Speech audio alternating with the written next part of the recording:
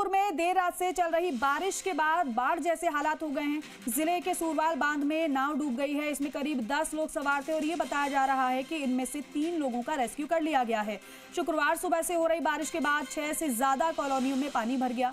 बारिश के हालातों को देखते हुए जिले में स्कूलों की छुट्टियां कर दी गई हैं। इन कॉलोनियों के 200 से ज्यादा घरों में पानी घुस गया है। ऐसे में लोग बचने के लिए घर की छतों पर चढ़ गए हैं। कुशाली दर्रा स्थित नेशनल हाईवे 552 पर तेज बहाव में कार बह गई। हादसे में इंदौर के मोंटी तंवर 20 साल जिनकी उम्र है, उनकी मौत हो गई। मृतक युवक इंदौर का रहने वाला था। तेज बारिश के चलते पटरियां डूब गई हैं, जिसकी वजह से सिग्नल सिस्टम फेल हो गया है। ऐसे में जयपुर, दिल्ली और मुंबई जाने वाली ट्रेन प्रभावित हुई है।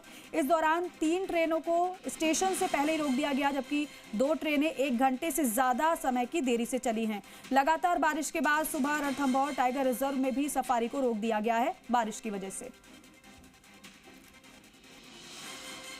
तो ना केवल घरों में पानी पहुंच रहा है, बल्कि रेल यातायात भी प्रभावित हो रहा है और साथ ही साथ रणथंभौर टाइगर रिजर्व में भी सफारी को रोक दिया गया है। अरविंद सिंह हमारे सहयोगी फोन लाइन पर जुड़ रहे हैं। अरविंद, क्योंकि बारिश की वजह से लगातार बांधों में पानी की आवक बढ़ रही है, घरों तक पानी पहुंच रहा है, सड़कों पर पानी है, ऐसे में स्थिति विकट है।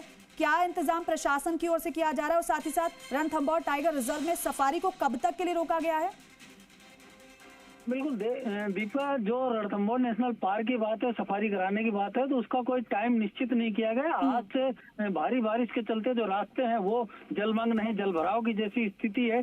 और जो जिप्सी और कैंटर जो जंगल में जाते हैं वो चलने योग्य नहीं है। इसलिए ये एहतियात के तौर पे ये कदम उठाया गया कि किसी पर्यटक को किसी तरह की कोई दिक्कत नहीं हो, कहीं पर उलझे नहीं, फंसे नहीं। और वो 22 तारीख मतलब आज सुबह से अगले आदेश तक के लिए उन पर रोक लगाई गई रणथंभौर नेशनल पार्क में प्रवेश के लिए, सफारी के लिए। साथ ही बता दूं कि जैसे देर रात से आज तेज बरसात हुई तो रणथंभौर के साथ साथ जंगली एरिया के साथ साथ जो बाहरी क्षेत्र है वहां पर भी जल भराव की स्थितियां बहुत सारी देखने को मिली है।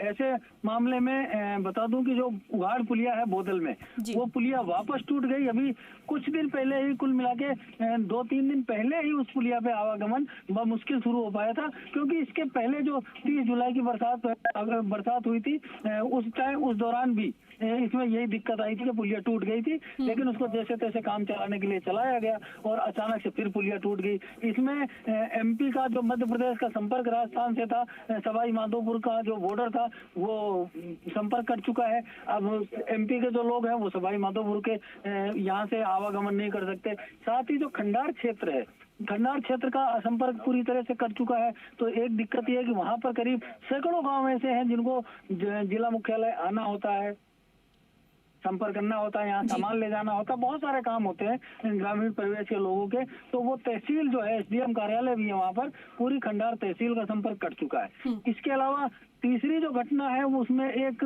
कार जो है वो कुशाली दर्रा नाले से बह गई थी, जिसमें इंदौर निवासी मोंटी तंवर की दुखदायक मौत हो गई है। जो लोगों ने उसको मना भी किया, समझाया भी कि ये पानी जो है बहुत तेज है, बहाव बहुत ज्यादा है, बरसात ज्यादा हुई है, लेकिन वो नहीं माना। उसने अति उत्साह के चलते कार को नाले में रोड क्रॉस करने की कोशिश की, जिसमें वो बह गया। करीब 2 किलोमीटर दूर उसकी गाड़ी जो है 8868 नंबर एमपी नंबर की थी, तो बहुत मुश्किल से और बहुत बदहाल खराब अवस्था में मिली है, बिल्कुल पूरी तरह से डैमेज हो गई थी। शायद ही उस ड्राइवर की मौत हो गई। राहत की बात ये थी कि पहले उसमें सूचना मिली थी, 4-5 लोग कार में सवार थे, लेकिन राहत की बात ये थी कि परिजनों से बात हुई तो उन्होंने बताया कि ये ड्राइवर था और ये कोई अपनी सवारियों को छोड़कर वापस जा रहा था।